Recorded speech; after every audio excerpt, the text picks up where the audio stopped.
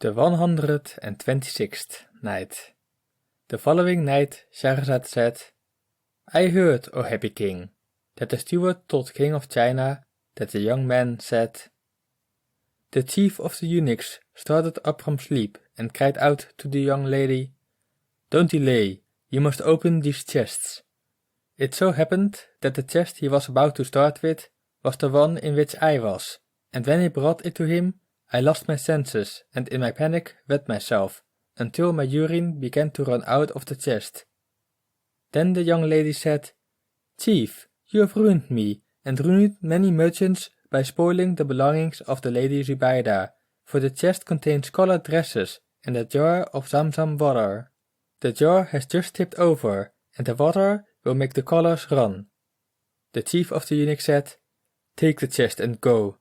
But hardly had the eunuch carried me and hurried away with all the other chests when I heard a voice crying, Oh my, the Caliph, the Caliph! When I heard this, my heart died within me. Then I heard the Caliph ask the young lady, Hey you, what is in this chest of yours? She replied, Clothes for the Lady Zubaydah.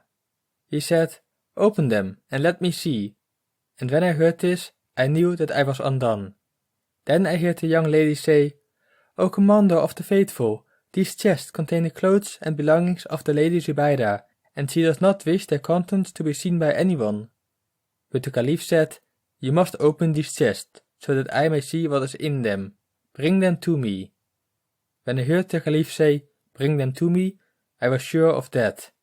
Then the eunuch brought the chest up, opening them one after another, and he kept looking at the clothes and belongings until there remained only the chest in which I was hiding. They carried me and let me down before him, and I bade life goodbye, being certain that I was going to lose my head and die. The Caliph said, Open the chest, so that I may see what is in it, and the eunuch rushed to open the chest. But morning overtook Shahrazad, and she lapsed into silence. Then Dinarzad said to her sister, What a strange and entertaining story! Shahrazad replied, What is this, compared with what I shall tell you tomorrow night, if the king spares me and lets me live? The 127th night.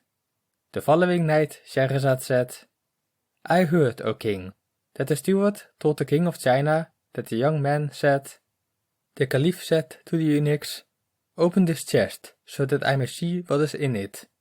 But the young lady said, O my lord, open it in the presence of the Lady Zubaydah, for that which is in it is her secret, and she is more particular about this one than all the other chests. When the Caliph heard her explanation, he ordered the eunuchs to carry the chest inside, and two of them came and carried the chest in which I was hiding, while I could hardly believe that I was still alive. As soon as the chest was inside the harem where my friend lived, she rushed in and, opening it, said, Get out quickly and take the stairway upstairs. I stood up and climbed out of the chest, and hardly had she closed the lid and I climbed the stairs when the eunuchs came in with the other chest, followed by the Caliph. Then they opened everything again before him, where he sat on the chest where I had been hiding. Then he got up and went into the harem. All this time I sat with my mouth dry from fear until the young lady came upstairs and said to me, There is no longer anything to fear. Be cheerful, and wait until the Lady Zubaydah comes to see you, and you may be fortunate and win me. I went downstairs, and as soon as I sat down in the small hall, there came in 10 maids, like moons, and stood in 2 rows, and they were followed by 20 high-bosomed virgins, with the Lady Zubaydah, who could hardly walk under the weight of her dresses and ornaments. When she drew near, the maids dispersed and brought her a chair on which she sat. Then she cried out to the girls, who in turn cried out to me, and I advanced and kissed the ground before her. She motioned me to sit down, and I sat down before her, as she conversed with me, and I answered her questions about my condition. She was pleased with me, and finally said, By God, I have not raised this girl in vain. She is like my own child, a trust committed to you by God. Then she bade me stay for 10 days in the palace. But morning overtook Shahrazad, and she lapsed into silence. Then Dinarzad said, What a strange and entertaining story!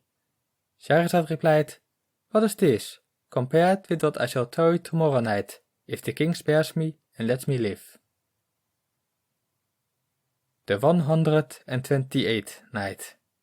The following night Shahrazad said, I heard that the steward told the king of China that the young man said, I stayed in the palace 10 days and nights, without seeing the young lady. Then the Lady Zubaydah consulted the caliph about the marriage of her waiting woman, and he gave permission and assigned 10,000 dirhams for that purpose. Then the Lady Zubaydah sent for the judge and witnesses, and they drew up the marriage contract, performed the ceremony, and for 10 days thereafter celebrated our wedding with sumptuous meals and sweets. At the end of the 10 days the young lady entered the bath. In the meantime they set before me the supper tray, and as there was among the dishes a great platter of ragout cooked with pistachio nuts, white sugar, rosewater and cumin, I did not hesitate but, by God, fell upon the ragout and ate until I was satisfied. Then I wiped my hands, for God had willed that I should forget to wash them. I sat until it grew dark, when they lit the candles and all the musicians and singing women of the palace came in a procession, beating the tambourines and singing all kinds of melodies and songs. They kept parading from room to room, displaying the bride and receiving gifts of money and pieces of silk, until they made the round of the whole palace and brought her to my room. They disrobed her and left her with me, but no sooner did I enter the bed with her and embrace her, hardly believing that she was mine, than, smelling the ragout spiced with cumin on my hand, she let out such a loud scream that the maids rushed in from all sides and stood around her, while I sat alarmed and trembled from fear, not knowing why she had screamed. The maids asked her, Sister, what is the matter with you? She replied, Take this madman away from me.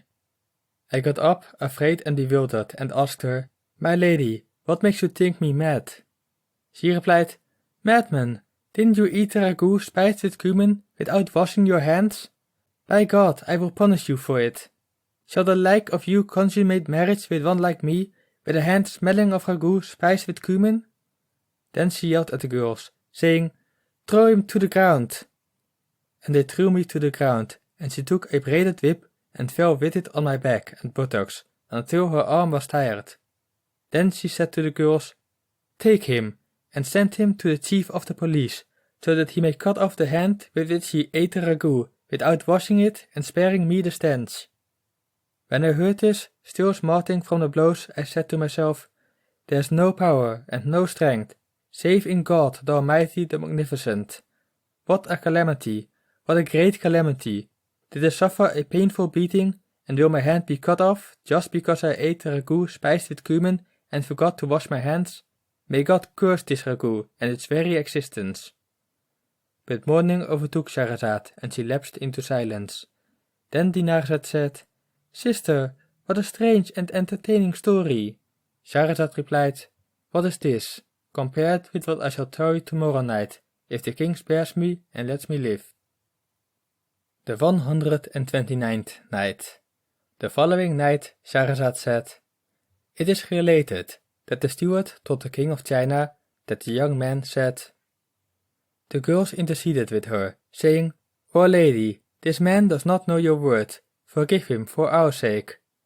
But she said, He is a madman, and I must punish his hand, so that he may never again eat a ragout without washing it. Then the girls interceded again and kissed her hand, saying, O lady, for God's sake, don't blame him for what he forgot to do. She yelled at me, cursed me, and went away, and they followed her. She was gone for 10 days, during which a maid brought me food and drink every day, and informed me that the lady was not feeling well because I had eaten the ragout without washing my hands. I was very much amazed and burst out with anger, saying to myself, What a cursed temper, adding, There is no power and no strength, save in God the Almighty the Magnificent. When the 10 days passed, the maid brought me the food and informed me that the lady was going to the bath, adding, Bear her anger patiently, for tomorrow she will come to you. When the lady finally came in, she looked at me and said, May God shame you, couldn't you be patient even for one moment? I will not make peace with you until I punish you for eating the ragout without washing your hands. Then crying out to the girls who surrounded me and bound me, she took out a sharp blade, and, coming up to me, cut off my 2 thumbs. As you people can see for yourselves, and I fell into a swoon. Meanwhile, she sprinkled the wounds with powder and a store of drugs to stop the flow of blood, and when the blood stopped, the maids gave me wine to drink. As soon as I opened my eyes, I said to her, I pledge to you that I will never again eat ragout spiced with cumin without washing my hands 120 times. The lady replied, Bravo, and made me take an oath to that effect.